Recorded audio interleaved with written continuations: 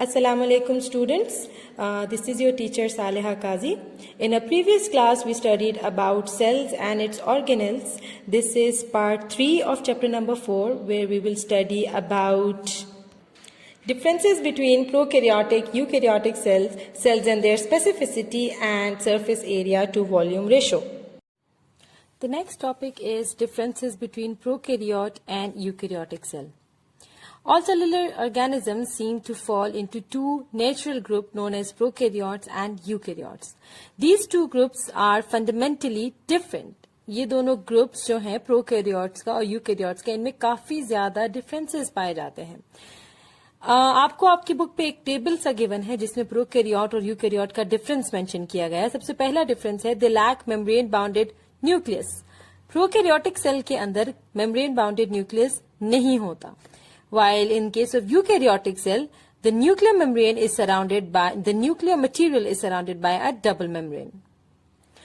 Prokaryotic cell में membrane bounded organelles are absent, while in eukaryote membrane bounded organelles are present. जो prokaryotic cell होता है उनके ribosomes are smaller in size, whereas the ribosomes of eukaryotic cells are comparatively larger in size. Cell wall is made of peptidoglycan, a single large polymer of amino acid and sugar. इनकी cell wall जो है peptidoglycan से बनी हुई होती है जो कि amino acid और sugar से मिलकर एक बड़ा सा polymer बनता है. जबकि eukaryotic cell की cell wall जो है plants की अगर बात की जाए तो cellulose से बनी है और fungi की बात की जाए तो chitin से बनती है.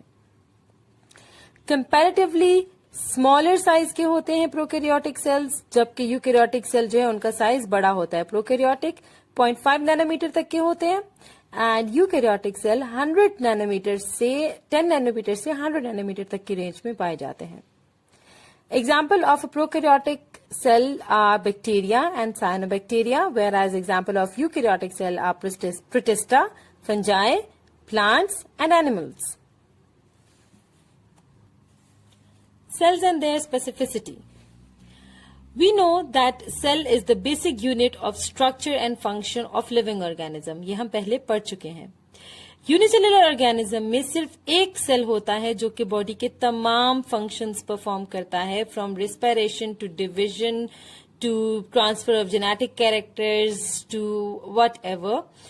But in multicellular organism cells and their specificity. We know that cell is the basic unit of structure and function of living organism. ये हम पहले पढ़ चुके हैं. यूनिसेलुलर ऑर्गेनिज्म में सिर्फ एक सिंगल सेल होता है and it performs all the functions from respiration to excretion to division to transfer of genetic character. But in multicellular organism, different cells are specialized to perform different functions. For example plants की अगर बात की जाए तो xylem cell का काम है पानी को कंडक्ट करना रूट से अपर पार्ट्स तक एंड फ्लोएम सेल्स का काम है फूड को कंडक्ट करना to the various parts of plant body. Similarly there are cells specialised for photosynthesis. Similarly in case of animals also different cells perform different functions. For example जो nerve cells होते हैं उनका काम होता है nerve impulse को conduct करना and thus contribute in coordination of the body. Muscle cells का काम होता है contraction करना and they play a role in the movement of the body. Red blood cells का काम होता है ऑक्सीजन को कैरी करना and white blood cells function in killing the foreign agents and contribute in the role of blood in the transportation and defense of the body. The cells of bone deposit calcium in their extracellular space to make bone tough and thus contribute to the supporting role of the bones. The cells perform these all specialized functions due to their size and shape and the presence of organelles. For example, जो nerve cells होते हैं वो उनका size long होता है ताकि वो nerve impulse को transmit कर सके through long distances. Xylem cells tube की शक्ल के होते हैं और उनकी thick walls होती हैं जो कि ना सिर्फ पानी को कंडक्ट करने का काम करते हैं बल्कि सपोर्ट का काम भी करते हैं प्लांट की बॉडी में.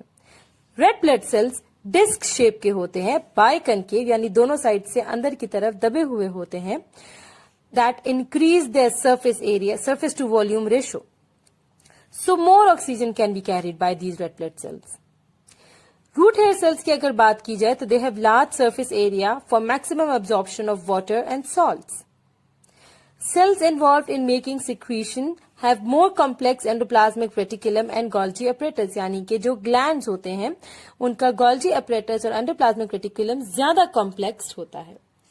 Cells involved in photosynthesis have chloroplasts in them. Cell as an open system. A cell works as an open system, that is, it takes in substances needed for its surface area to volume ratio. Large cells have less surface area in relation to their volume, while small cells have more surface area. अगर हम large cells को देखें तो इनका surface area as compared to small cells कम होता है और small cells का surface area as compared to large cells ज्यादा होता है. इन्होंने आपको एक फिगर दिखाया है जिसमें एक लार्ज सेल और 27 स्मॉल सेल्स दिखाए गए हैं. In both the cases total volume is the same. Volume measure करने के लिए हम 30 micrometre into 30 micrometre into 30 micrometre 3 sides length, width and height 3 sides को मल्टीप्लाई करते हैं. This is the diagram that they are talking about. एक large cell और 27 small cells को अगर ऑब्जर्व किया जाए, total volume that they are occupying is same, while surface area is different. In contrast to the total volume, the total surface area are very different because the cell has 6 sides. Its surface area is 6 times the area of one side. एक cell की 6 sides होती हैं. 1, 2, 3, 4.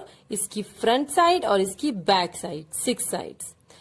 Its surface area is 6 times the area of one side. The surface areas of the cell are given below. यहाँ पर आपको measurements करके दिए गए हैं.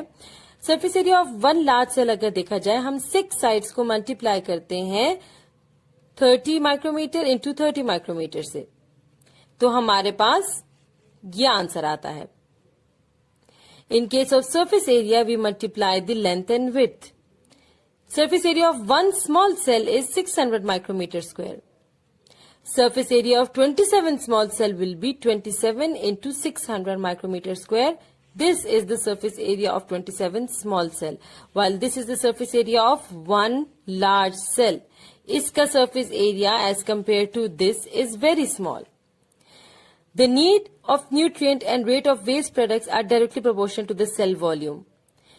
जितना सेल को रिक्वायरमेंट है, जितनी न्यूट्रिएंट्स की, वो डायरेक्टली प्रोपोर्शनल है सेल के वॉल्यूम के. जितना ज्यादा वॉल्यूम होगा उतनी ज्यादा रिक्वायरमेंट्स होंगी, जितना कम वॉल्यूम होगा उतनी कम रिक्वायरमेंट्स होंगी. Cell takes up nutrients and excrete waste through its surface cell membrane. Cells जो है अपनी सरफेस सेल मेम्ब्रेन के थ्रू वेस्ट मटेरियल एक्सक्रीट भी करते हैं और न्यूट्रिएंट्स को लेते भी हैं.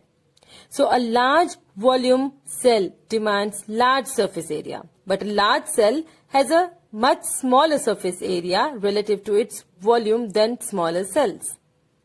एक बड़े सेल को, एक लार्ज वॉल्यूम वाले सेल को ज्यादा सरफेस एरिया की जरूरत होती है, लेकिन एक बड़े सेल की अगर एक लार्ज सेल को देखा जाए तो उसका सरफेस एरिया कम होता है as compared to small cells, as we have already proved. So the cell membrane of small cells serve their small volume more easily than the membranes of the large cell. Each unit of volume requires a specific amount of surface area to supply its metabolism with raw material. जितना भी हमारे पास volume होता है एक area का, वो एक specific amount उसको चाहिए होता है ताकि वो रॉ मटेरियल जो है मेटाबॉलिज्म के लिए वो ले सके. The amount of surface area available to each unit of volume varies with the size of a cell. As a cell grows, its surface area to volume ratio decreases. जैसे जैसे cell बड़ा होता जाता है उसकी surface area to volume ratio कम होती जाती है. एक पॉइंट पर आकर इसकी growth, its surface area to volume ratio becomes so small that its surface area is too small to supply its raw material to its volume. इस point पर आकर the cell cannot get larger और cell की growth रुक जाती है. यहां पर इन्होंने आपको एक न्यूमेरिकल दे दिया है. Compare the surface area to volume ratio of the following. एक क्यूब है जिसकी 3 sides 1 centimetre, 1 centimetre and 1 centimetre के इक्वल है। इसके अलावा दूसरा क्यूब है जिसकी तीनों साइड्स 10 सेंटीमीटर, 10 सेंटीमीटर और 10 सेंटीमीटर के इक्वल है। स्मॉलर क्यूब को अगर देखा जाए तो surface area of one side will be 1 centimeter into 1 centimeter. There are 6 sides, so the total surface area will be 6 into 1 centimeter square, 6 centimeter square. अगर हम वॉल्यूम की बात करें, वॉल्यूम के लिए हम 3 पैरामीटर्स को मल्टीप्लाई करते हैं, लेंथ, विड्थ एंड हाइट को। 1 centimetre, 1 centimetre and 1 centimetre, 1 centimetre cube. Surface area ratio volume 6 centimetre square slash 1 centimetre cube, 6 centimetre square slash centimetre cube. Large surface, अगर इसी तरीके से जिस तरह हमने स्मॉल का कैलकुलेट किया, इसी तरह से लार्ज का भी कैलकुलेट किया जाता है।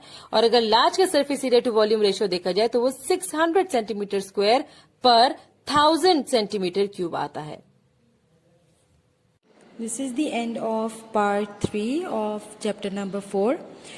We will continue the remaining chapter in our next class. Thank you so much.